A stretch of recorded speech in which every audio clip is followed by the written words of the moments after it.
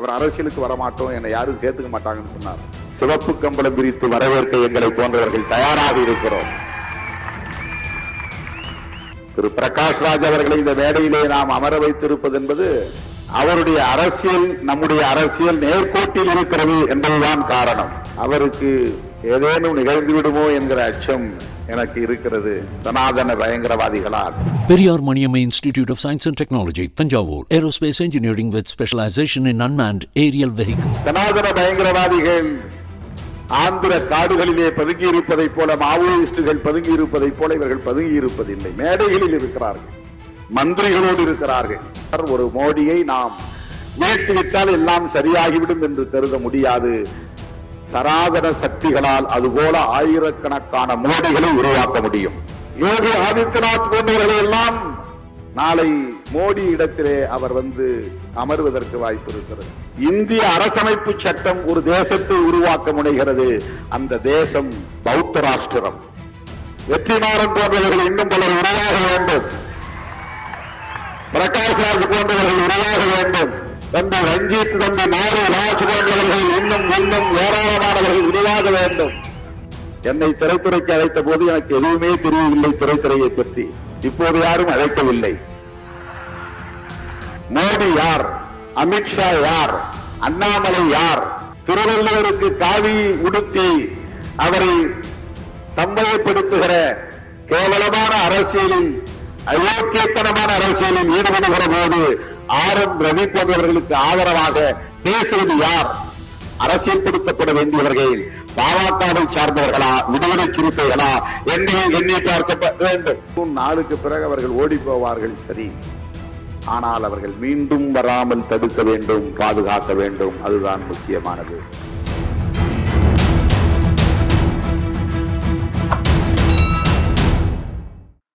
அழைக்கும் போதெல்லாம் ஓடோடி வந்து மாநாடாக இருந்தாலும், கருத்தரங்காக இருந்தாலும், விருதுகள் வழங்குகிற விழாவாக இருந்தாலும், அந்த நிகழ்வுகளை எல்லாம் சிறப்பித்து எனக்கு பெருமை சேர்க்கிற என் உயிரின் உயிரான விடுதலை சிறுத்தைகளே,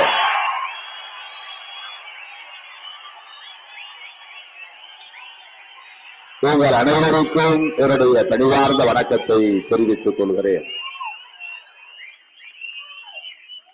நம்முடைய திரைக்கலை நாயகர் பிரகாஷ் ராஜ் அவர்கள் அவருக்கே உரிய நடையில் மிக இயல்பாக ஒரு திரைக்கலைஞர் எவ்வாறு எத்தகைய உடல் மொழியோடு பேச முடியுமோ அப்படி நம்மை எல்லாம் கவரக்கூடிய வகையிலே உரையாற்றி அமர்ந்திருக்கிறார். அவரை நாம் பெங்களூரிலே சந்திக்கிற வாய்ப்பு கிடைத்தது.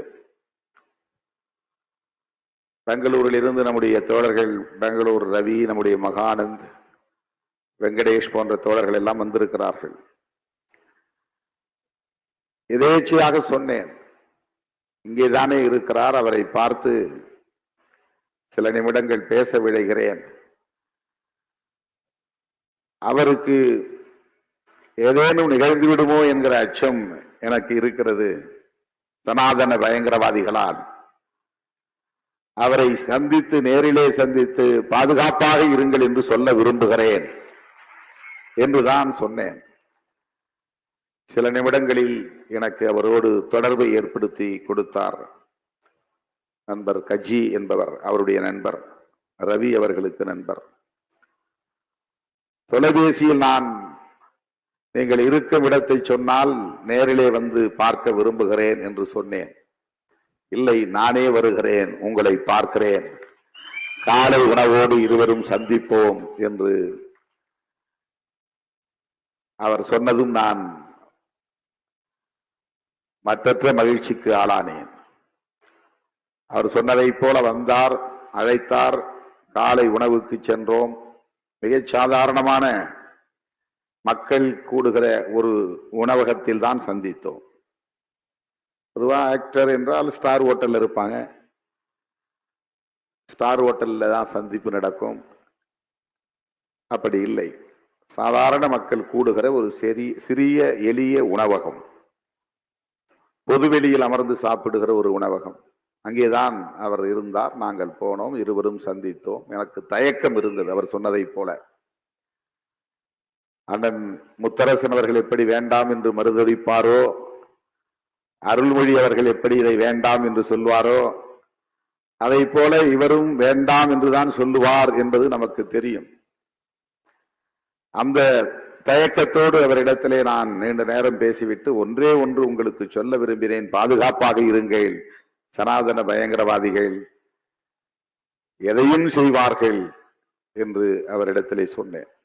அப்போதுதான் அவருடைய அனுபவத்தை எல்லாம் பகிர்ந்து கொண்டார். கௌரி லங்கேஷுக்கும் அவருக்கும் இடையில் இருந்த நட்பை, உறவை, நீண்ட பயணத்தை பகிர்ந்து கொண்டார். அவருடைய தந்தை லங்கேஷ் அவர்கள் எப்படிப்பட்ட அரசியலை சொல்லி தந்தார் என்பதையும் அந்த சிறிய நேர இடைவெளியில் எங்களோடு பகிர்ந்து கொண்டார். அதற்கிடையிலே பல பேர் வந்தார்கள், அவரை அடையாளம் கண்டு கொண்டார்கள், அவரோடு நின்று படம் எடுத்துக் கொண்டார்கள். இப்படி அது நடந்து கொண்டே இருந்தது. இதற்கிடையில் தான் நான் இந்த தகவலை சொன்னேன். ஆண்டுதோறும் நாங்கள் இப்படி ஒரு நிகழ்வை நடத்துகிறோம், உங்களுக்கு இந்த விருதை வழங்கலாம் என்று நான் விரும்புகிறேன், உங்கள் இசைவு தேவை என்று சொன்னதும் சற்று தயங்கியபடி இசைவை தந்தார். உங்களுக்காக, விடுதலை சிறுத்தைகளுக்காக நான் அந்த மேடையில் ஏறுகிறேன், பெற்றுக்கொள்கிறேன். பொதுவாக அரசியல் மேடைகளில் என்னை அடையாளப்படுத்திக் கொள்வதில்லை. அரசியல் தலைவர்களோடு தொடர்பு இருந்தாலும் கூட அப்படி அடையாளப்படுத்திக் கொள்வதில்லை. விடுதலை சிறுத்தைகளுக்காக நான் அந்த மேடைக்கு வருகிறேன் என்று சொன்னார். உங்கள் சார்பில் நான் மீண்டும் அவருக்கு எனது நெஞ்சார்ந்த நன்றியை உரித்தாக்குகிறேன்.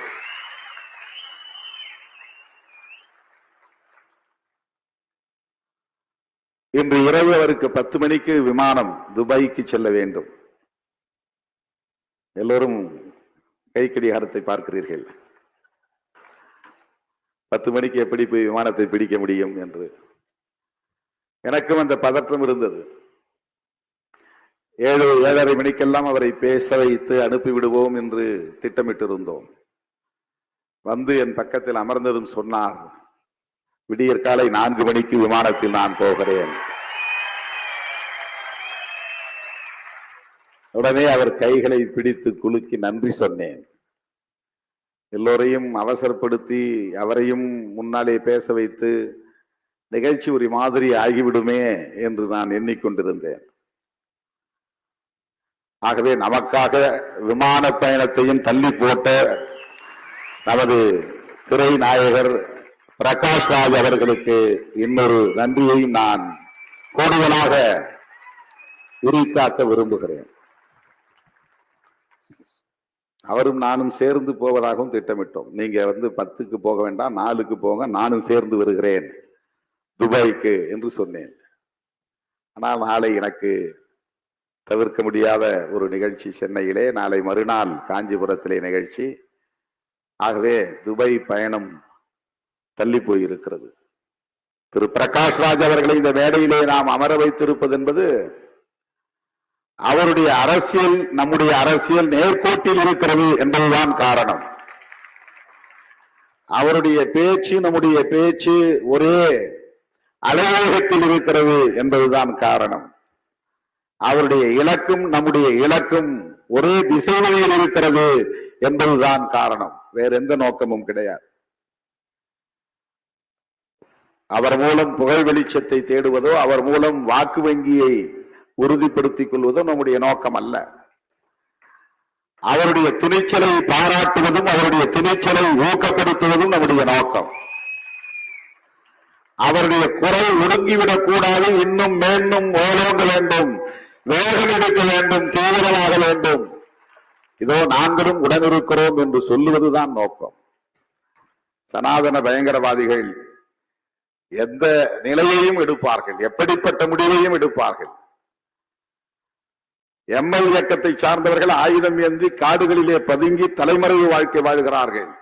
சனாதன பயங்கரவாதிகள் வீதிகளில் நம்மோடு இருக்கிறார்கள், ஆயுதங்களோடு திரிகிறார்கள். சனாதன பயங்கரவாதிகள் வீடு தேடி வந்து வீட்டிலேயே படுகொலை செய்யக்கூடிய அளவுக்கான ஒரு வசதியை இங்கே உருவாக்கி வைத்திருக்கிறார்கள். எம்எல் இயக்கத்தை, மார்க்சிஸ்ட் லெனினிஸ்ட் இயக்கத்தை சார்ந்தவன் பெயரை மாற்றி சொல்லி தலைமறைவாக இருப்பான், காடுகளில் பதுங்கி இருப்பான். அவன் ஒரு காரியத்தை செய்து முடிப்பதற்கு அவ்வளவு இலகுவாக இங்கே சூழல் இல்லை. ஆனால் சனாதன பயங்கரவாதிகள் ஆயுதங்களோடு மேடைகளில் திரிகிறார்கள் இந்தியாவிலே. அதுதான் முக்கியமானது.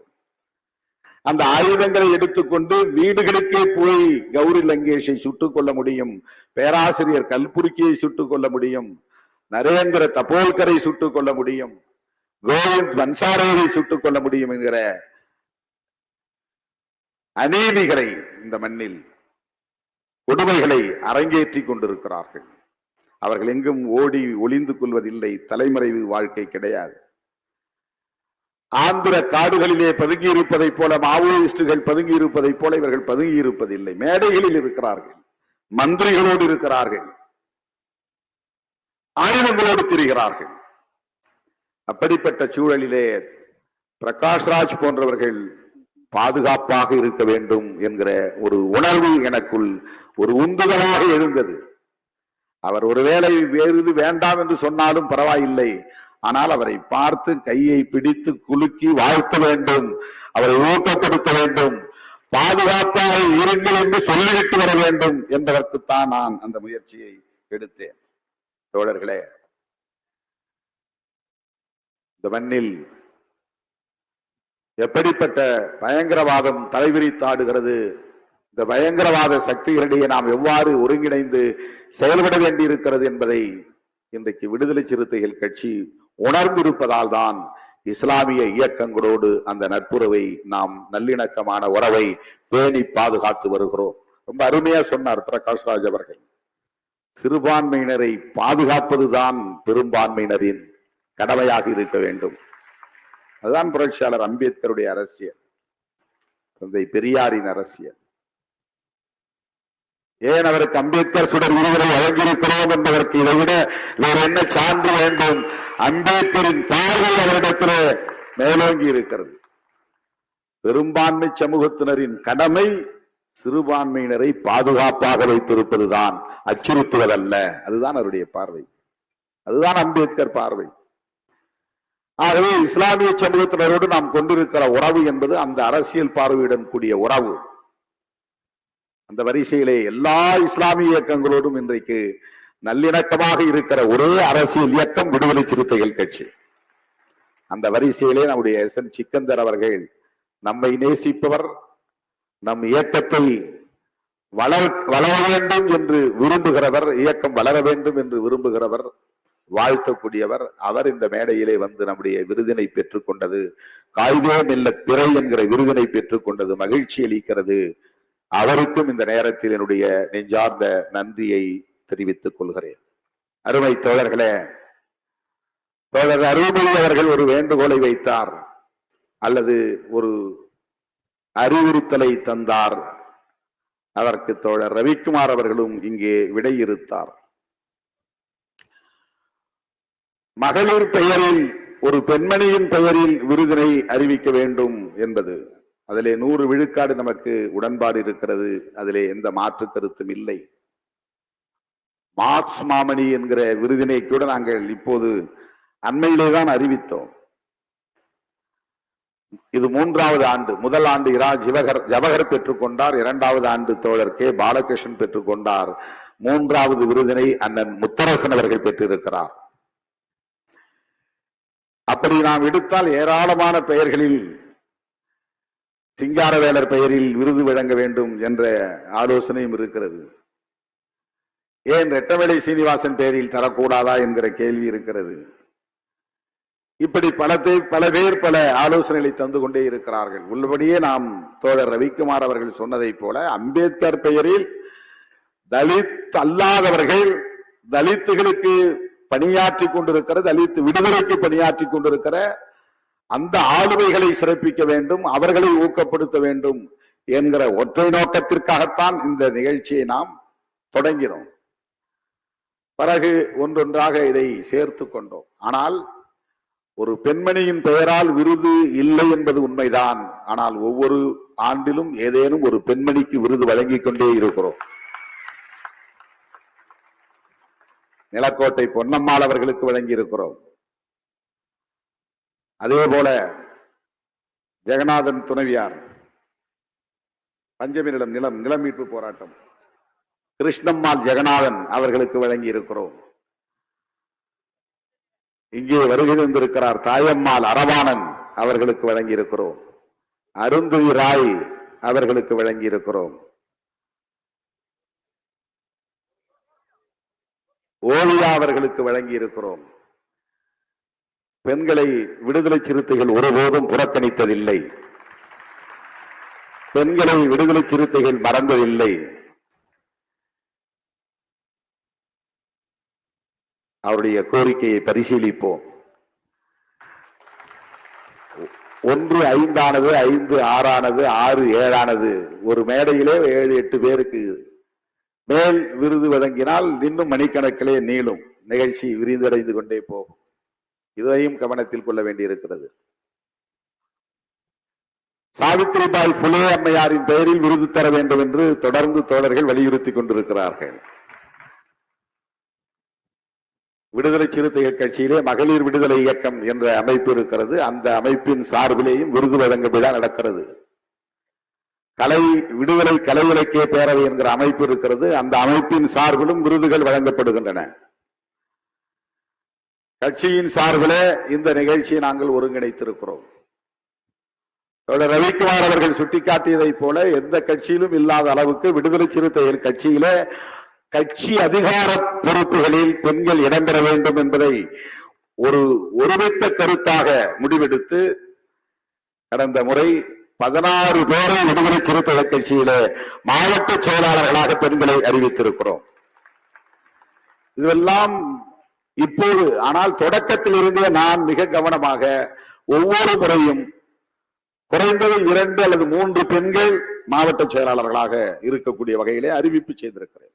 அதையெல்லாம் ஏற்றுக்கொள்ளாத, அந்த விழிப்புணர்வே இல்லாத காலத்திலே கூட அந்த முடிவை நாம் எடுத்திருக்கிறோம். 20 ஆண்டுகளுக்கு முன்பே, 10 ஆண்டுகளுக்கு முன்பே பாண்டியம்மாள் மாவட்ட செயலாளராக இருந்திருக்கிறார். தேவி மாவட்ட செயலாளராக இருந்திருக்கிறார். தோழர்களே, பெண்கள் அரசியல் படுத்தப்பட வேண்டும். தலித்துகள் அரசியல் படுத்தப்பட வேண்டும். சிறுபான்மையினர் அரசியல் படுத்தப்பட வேண்டும்.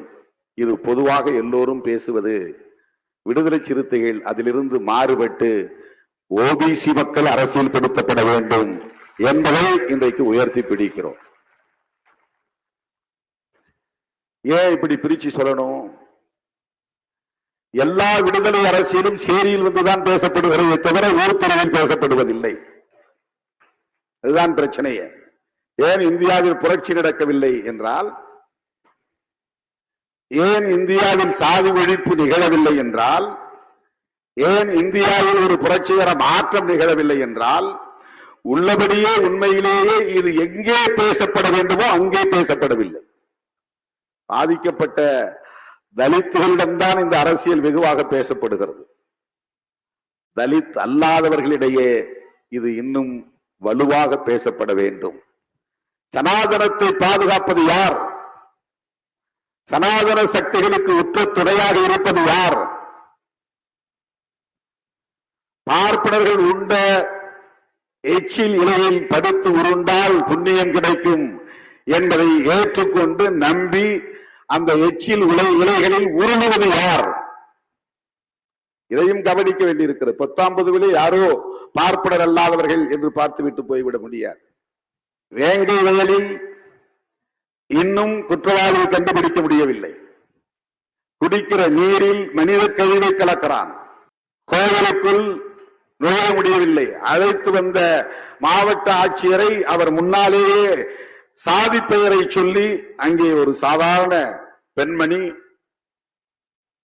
கேவலப்படுத்தி பேசுகிற நிலை இருந்தது.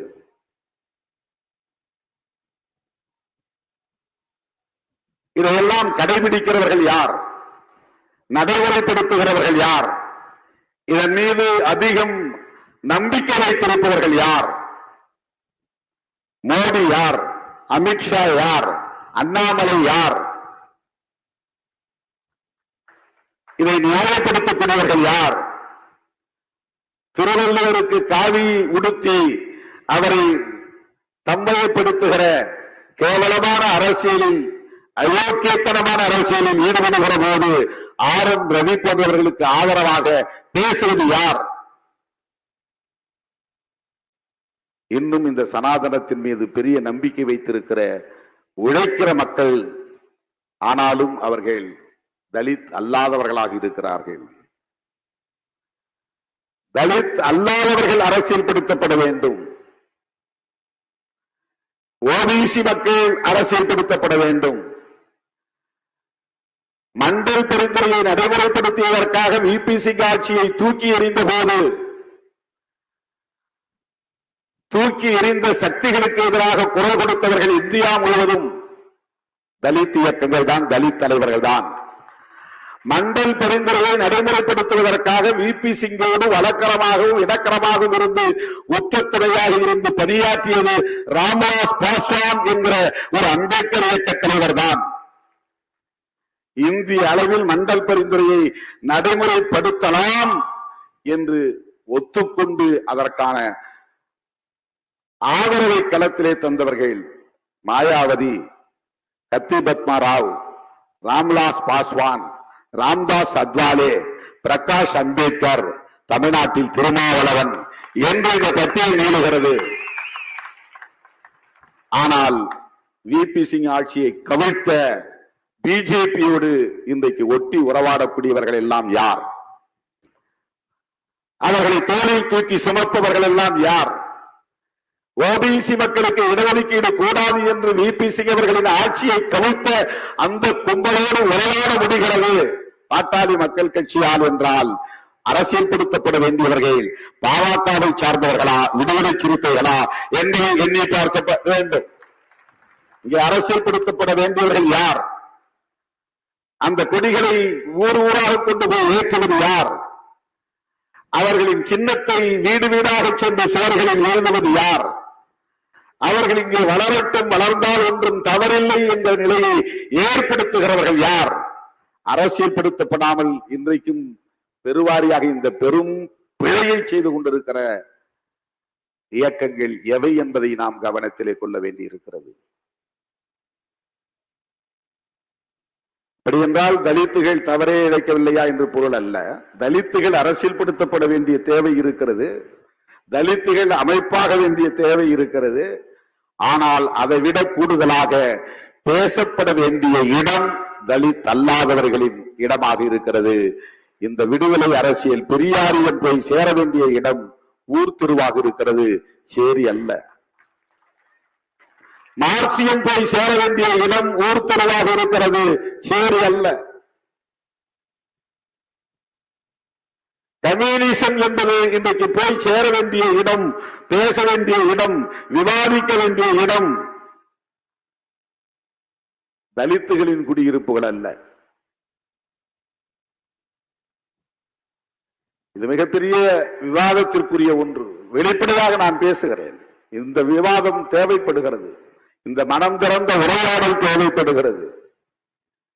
ஜனநாயக சக்திகளை நாம் இப்படித்தான் அடையாளம் காண வேண்டும். அவர்களோடு இணைந்து பணியாற்ற வேண்டும். ஆனால் களம் முக்கியமானது. களம் முக்கியமானது. என்னிடத்தில் நீ அரசியல் பேசினாலும் பேசாவிட்டாலும் விடுதலை பெற வேண்டிய துடிப்பு, அந்த முனைப்பு எனக்கு இந்த சமூகமே தருகிறது. ஆனால் அந்த தேவை, அந்த நெருக்கடி அவர்களுக்கு இல்லை. அவர்களுக்குத்தான் இதை சொல்ல வேண்டிய தேவை இருக்கிறது. அப்படிப்பட்ட ஒரு சமூகத்திலே பிறந்து அதிலிருந்து முற்றிலும் மாறுபட்டு எந்த நெருக்கடியும் இல்லாத நிலையில் ஒரு புரட்சிகர அரசியலை உள்வாங்கிக் கொண்ட ஒரு மகத்தான தலைவர் தான் தந்தை பெரியார். தந்தை பெரியாருக்கு எந்த நெருக்கடியும் சாதியின் பெயரால் கிடையாது.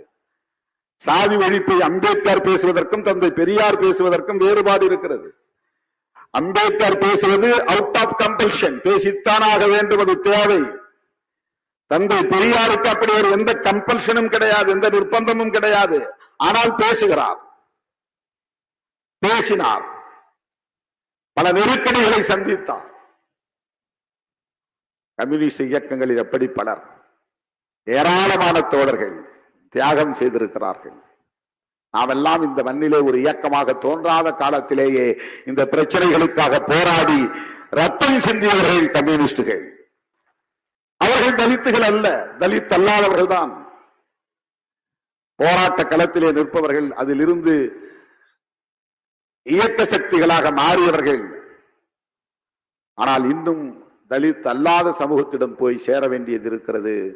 இந்த அரசியல், இந்த விழிப்புணர்வு, இந்த பிரச்சாரம் என்பது மிக முக்கியமானது. தேர்தல் வரும் போகும், சில கட்சிகள் வெற்றி பெறும், சில கட்சிகள் தோல்வியுறும். ஆனால் சமூக கட்டமைப்பு அப்படியே நீடிக்கிறது, தொடர்கிறது. எந்த மாற்றமும் அதிலே அடிப்படையிலே நிகழவில்லை என்பதுதான் யதார்த்தமான உண்மை. இன்றைக்கு சனாதன சக்திகள் என்று நாம் சொல்லுகிறோம், அவர்கள் வெறும் பார்ப்பனர்கள் மட்டும்தானா? சனாதன சக்திகள், சனாதன பயங்கரவாதிகள் என்று சொல்லுகிறோம், அவர்கள் பார்ப்பனர்கள் மட்டும்தானா என்றால் இல்லை. அதை தாண்டி விரிவடைந்திருக்கிறது. அதுதான் அவர்களின் உத்தி. தங்களை வர்ண ரீதியாக பாகுபடுத்தினால் தனிமைப்பட்டு போவோம் என்பதனால் பெரும்பான்மைவாதம் என்கிற இந்துத்துவ அரசியலை கையில் எடுத்து நீயும் இந்து நானும் இந்து என்று தனிமைப்படுத்துதலில் இருந்து தங்களை தற்காத்துக் கொண்டார்கள். இப்போது பார்ப்பன வெளியேற்றம், பார்ப்பன ஒதுக்குதல், பார்ப்பன தனிமைப்படுத்துதல் என்பது டைலூட் ஆகியிருக்கிறது, நீர்த்து போயிருக்கிறது. மகாத்மா பூலே காலத்திலிருந்து நாம் பார்த்தால், தொடர்ந்து பார்த்தால், கான்ஷிராம் பகுஜன் என்று சொன்ன அந்த சொல்லாடல் வரையில் பார்த்தால், exclusion of Brahmins, exclusion of Brahminism, அதுதான் அரசியல், அதுதான் அரசியல். தலித்துகள், பழங்குடிகள், ஓபிசி, மைனாரிட்டிஸ் எல்லாரும் ஒன்று சேர்ந்தால்தான் பகுஜன். பார்ப்பனர் அல்லாத அனைத்து உழைக்கும் மக்களும் ஒன்று சேர வேண்டும். இதுதான் மகாத்மா பூலேவின் அரசியல், இதுதான் புரட்சியாளர் அம்பேத்கரின் அரசியல், இதுதான் தந்தை பெரியாரின் அரசியல், இதுதான் கான்ஷிராம் முன்வைத்த அரசியல். ஆனால் இங்கே மிக லாபகமாக அவர்கள் அதை உடைத்து விட்டார்கள். எங்களை தனிமைப்படுத்த பார்க்கிறீர்களா? இல்லை இல்லை, இதோ இந்துத்துவ அஜெண்டா என்று, இந்துத்துவ அஜெண்டா மூலம் நீயும் இந்து நானும் இந்து என்று தங்களை இந்துத்துவா என்கிற போர்வைக்குள்ளே ஒளித்துக் கொண்டார்கள், ஒளிந்து கொண்டார்கள். இதை உணராமல் அவர்களுக்கு துணை போகிறவர்கள் யார்? அரசியல் படுத்தப்பட வேண்டியவர்களாக இருக்கிறார்கள். இது மிகவும் நுட்பமான ஒரு இடம். நான் சொல்லுவது மிக மிக நுட்பமான ஒரு புள்ளி. இதை புரிந்து கொண்டு இந்த புரிதலின் அடிப்படையிலே கைகோர்த்து களமாடுவதற்கு அண்ணன் முத்தரசன் போன்ற ஜனநாயக சக்திகள் நமக்கு தேவைப்படுகிறார்கள். திரைக்கலை நாயகர் பிரகாஷ்ராஜ் போன்ற ஜனநாயக சக்திகள் இந்த களத்திற்கு தேவைப்படுகிறார்கள். தோழர் அருள்மொழி அவர்கள் அதை உணர்ந்து இந்த களத்திலே போராடி கொண்டிருக்கிறார். ஏன் இந்த விழா, எதற்காக இந்த விழா என்றால் தோழர்களே, இதுதான் அந்த அரசியலுக்கான அடிப்படை என்பதை நாம் புரிந்து கொள்ள வேண்டும். பிரகாஷ்ராஜ் அவர்கள் ஒரு கருத்தை மிக அழுத்தமாக பதிவு செய்தார். மிக மிக கவனிக்க வேண்டிய செய்தி.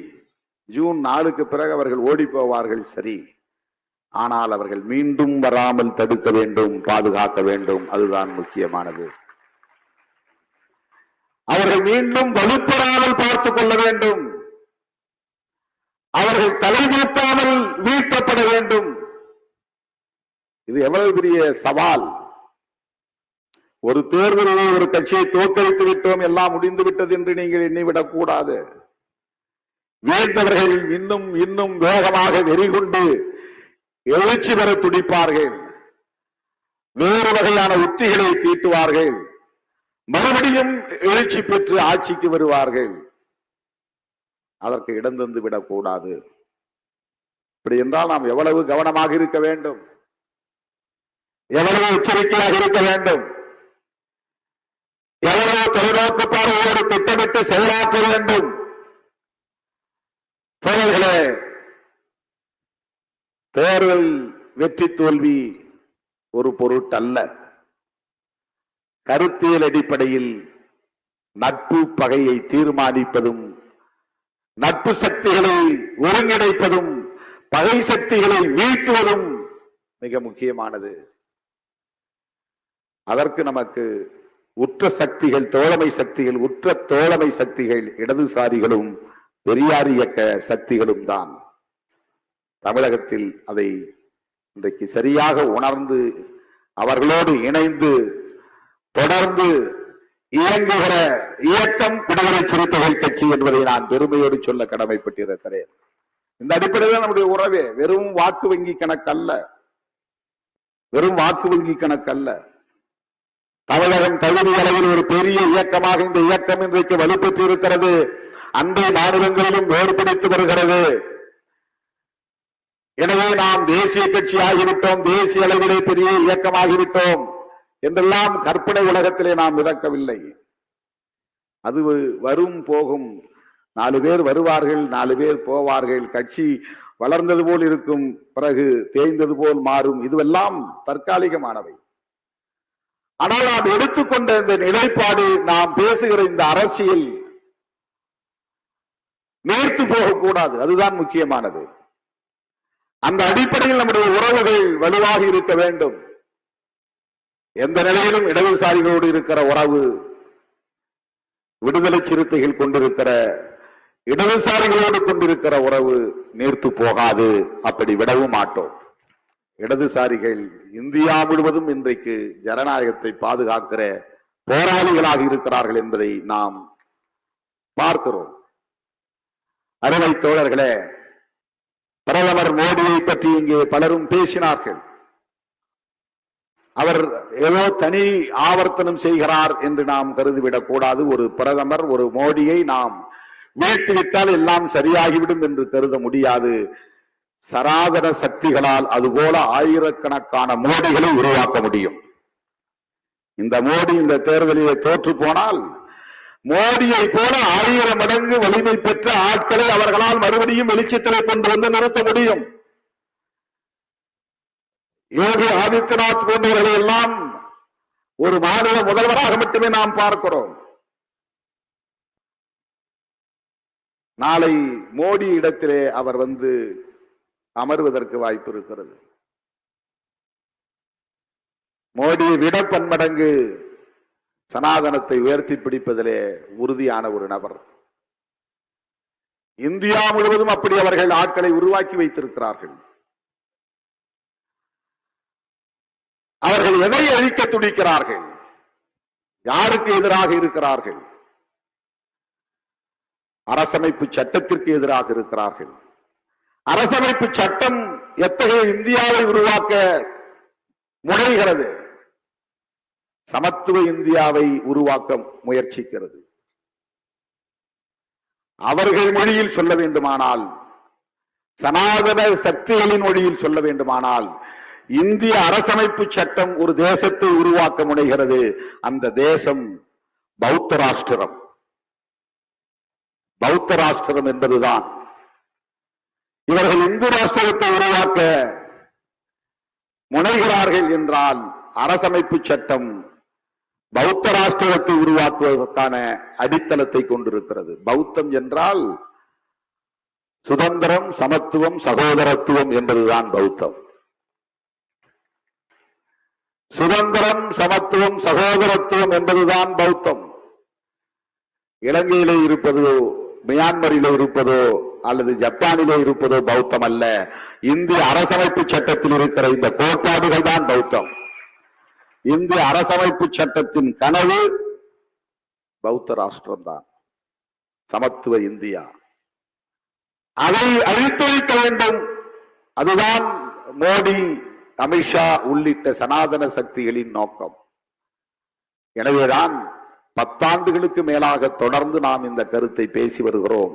இன்றைக்கு இந்தியா முழுவதும் இந்த கருத்து ஒலிக்கிறது, உரத்து ஒலிக்கிறது என்பதை எண்ணி பெருமைப்படுகிறோம். அருமை தோழர்களே, ஜூன் 4ஆம் தேதி தேர்தல் முடிவு வந்தாலும் அது இறுதி முடிவல்ல. ஜூன் 4ஆம் தேதி வருகிற தேர்தல் முடிவில் இந்தியா பிளாக் வெற்றி பெற்றாலும் அது உண்மையான நிரந்தரமான ஜனநாயக இந்தியாவை கட்டுவதற்கான வெற்றியாக அமைந்து விடாது. அதை தக்க வைக்க வேண்டிய தேவை இருக்கிறது. சனாதன சக்திகளை தலையெடுக்க விடாமல் தடுக்க வேண்டிய தேவை இருக்கிறது. அந்த புரிதலோடு நாம் களத்தில் கைகோர்க்க வேண்டிய புரிதலை பெற வேண்டும். அதுதான் மிக முக்கியமானது. விடுதலை சிறுத்தைகள் கட்சி அந்த புரிதலோடு தான் இத்தகைய விழாக்களை முன்னெடுக்கிறது. தேர்தல் அரசியலை தாண்டி சிந்திக்கிற இயக்கமாக விடுதலை சிறுத்தைகள் கட்சி இருக்கிறது. அண்ணன் பிரகாஷ் அம்பேத்கர் பிரகாஷ் ராஜ் போன்றவர்கள் இன்றைக்கு நம்முடைய புரிதலோடு இணைந்து பயணிப்பது என்பது பெரிய நம்பிக்கையை தருகிறது. ஏனென்றால் சிறை உலகத்திலே பலரும் எப்படிப்பட்ட விவாதங்களை நடத்தி கொண்டிருக்கிறார்கள் என்பது நமக்கு தெரியும். எவ்வளவு சாதியவாதிகள் திரை அரங்கில் இன்றைக்கு கோலோச்சுகிறார்கள் என்பதையும் நம்மால் உணர முடியும். சாதிய மதவாதிகள் ஒருபுறம், பிரகாஷ் ராஜ் போன்ற முற்போக்கு சிந்தனையாளர்கள் ஒருபுறம் என்று திரையரங்கில் இருந்தும் முற்போக்கு குரல் ஒலிக்கிறது. அதை வரவேற்பது நம்மை போன்றவர்களின் கடமை. அவருடைய பேட்டிகளை பார்க்கிற போது, அவருடைய குரலை கேட்கிற போது நமக்கு ஒரு நம்பிக்கை கிடைக்கிறது. அவர் அரசியலுக்கு வரமாட்டோம், என்னை யாரும் சேர்த்துக்க மாட்டாங்கன்னு சொன்னார். சிவப்பு கம்பளம் பிரித்து வரவேற்க எங்களை போன்றவர்கள் தயாராக இருக்கிறோம். எங்கள் கட்சியில் சேர வேண்டும் என்று நான் அழைப்பு விடுக்கவில்லை. அரசியல் களத்தில் நீங்கள் ஈடுபட வேண்டும், அது முக்கியமானது. வெளியிலிருந்து நாம எதிர்கட்சியா இருந்து குரல் கொடுப்போம்னா அந்த குரல் சுனாமி காற்றிலே காணாமல் போய்விடும். இந்த அரசியலில் நாம் வெளியிருந்து விலகி இருந்து எந்த தாக்கத்தையும் ஏற்படுத்த முடியாது. நான் பலவீனமாக உணர்கிறேன் என்று கருத வேண்டாம். 35 ஆண்டு கால அனுபவத்திலிருந்து நான் இதை சொல்லுகிறேன். தோழர் ரவிக்குமார் அவர்களை அப்படித்தான் நான் சொன்னேன். நீங்கள் ஒரு இயக்கத்திலே உங்களை இணைத்துக் கொண்டு உங்கள் சிந்தனைகளை மக்களிடத்திலே கொண்டு போய் சேருங்கள்.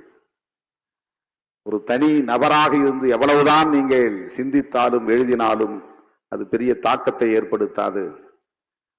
இந்த இயக்கத்திலே உங்களை இணைத்துக் கொள்ளுங்கள், வேலையை உதறிவிட்டு வாருங்கள் என்று பலமுறை அவரிடத்தில் நான் பேசியிருக்கிறேன். ஒவ்வொரு தோழரிடமும் அப்படி நான் உரையாடி இருக்கிறேன். திரைக்கலை இயக்குனர் அவர்கள் இன்றைக்கு அரசியல் களத்திலே உண்மையான ஒரு ஹீரோவாக இருக்கிறார் என்றுதான் நான் சொல்ல வேண்டும். அவர் வில்லன் அல்ல, இந்த வில்லன் ரோல் அல்ல, அரசியலில் ஒரு ஹீரோ ரோல் தான் அது. இப்படி பேசுவது என்பதே ஒரு ஹீரோவால் தான் முடியும். அரசியலில் திரையில் வேண்டுமானால் நீங்கள் வில்லனாக இருக்கலாம். உங்கள் உரையும் உங்கள் கருத்தும் இன்றைக்கு ஒரு கதாநாயகனுக்குரிய ஆளுமையை வெளிப்படுத்துகிறது. இதை நான் புகழுவதற்காக சொல்லவில்லை, உங்கள் உணர்வை அங்கீகரிப்பதற்காக சொல்லுகிறேன், மதிக்கிறேன் என்பதை வெளிப்படுத்துவதற்காக சொல்லுகிறேன். தேவைப்படுகிறார்கள். திராவிட அரசியல் என்பது திரைத்துறையில் வெளிப்பட்ட பிறகுதான் திமுக வளர்ச்சி அடைந்தது.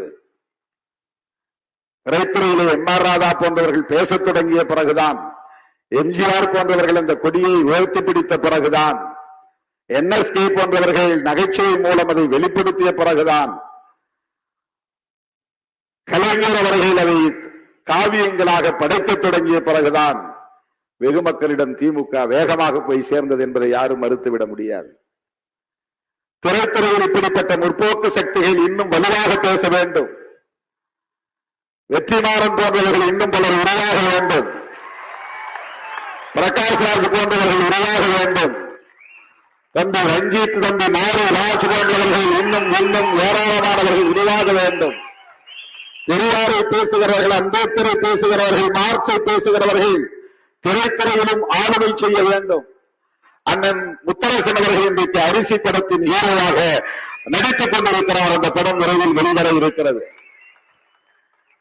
புகழுக்காகவா, பணத்துக்காகவா? இல்லை, அரசியலுக்காக, விவசாயிகளின் நலன்களுக்காக இன்றைக்கு அந்த பாத்திரத்தை ஏற்று அவர் நடிக்கிறார். என்னை திரைத்துறைக்கு அழைத்த போது எனக்கு எதுவுமே தெரியவில்லை திரைத்துறையை பற்றி. இப்போது யாரும் அழைக்கவில்லை. அப்போது வலிந்து விழுந்து அழைத்தார்கள். அப்போது நான் அதை உணரவில்லை. தோழர்களே, தமிழ்நாட்டு அரசியலில் திரைத்துறையின் பங்கு மகத்தானது. ஆகவே திரைத்துறையில் முற்போக்கு சிந்தனையாளர்கள் தேவை. முற்போக்கு சிந்தனையாளர்களின் ஆளுமை என்பது தேவை. நம்முடைய தோழர் அண்ணன் பிரகாஷ்ராஜ் அவர்கள் இவ்வாறு சிந்திப்பதும் செயல்படுவதும் ஏதோ பிஜேபி எதிர்க்கிறார், மோடியை எதிர்க்கிறார் என்பதற்காக நாம் அவரை பாராட்டவில்லை.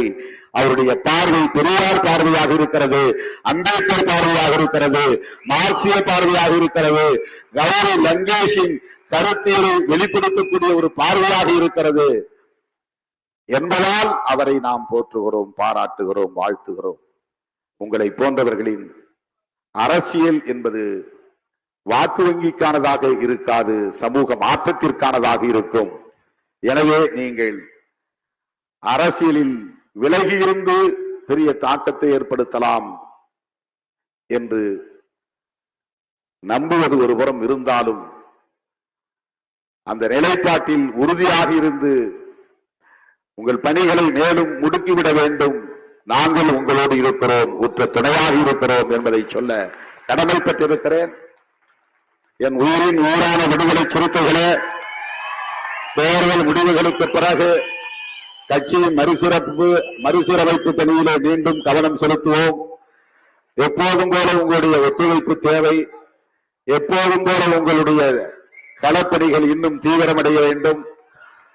நான் அழைப்பை ஏற்று ஓடோடு வந்து இந்த நிகழ்வை சிறப்பித்த உங்கள் அனைவருக்கும், இந்த நிகழ்வு சிறப்புற அமைவதற்கு பாராட்டிய அனைவருக்கும், விருது பெற்ற சான்றோர் மக்கள் அனைவருக்கும் என்னுடைய நெஞ்சார்ந்த நன்றியை தெரிவித்து வாழ்த்து விடைபெறுகிறேன். நன்றி, வணக்கம். Periyar Maniamma Institute of Science and Technology, Tanjavur. Aerospace Engineering with specialization in unmanned aerial vehicle. மின்னம்பலம்.com தமிழின் முதல் மொபைல் பத்திரிகை.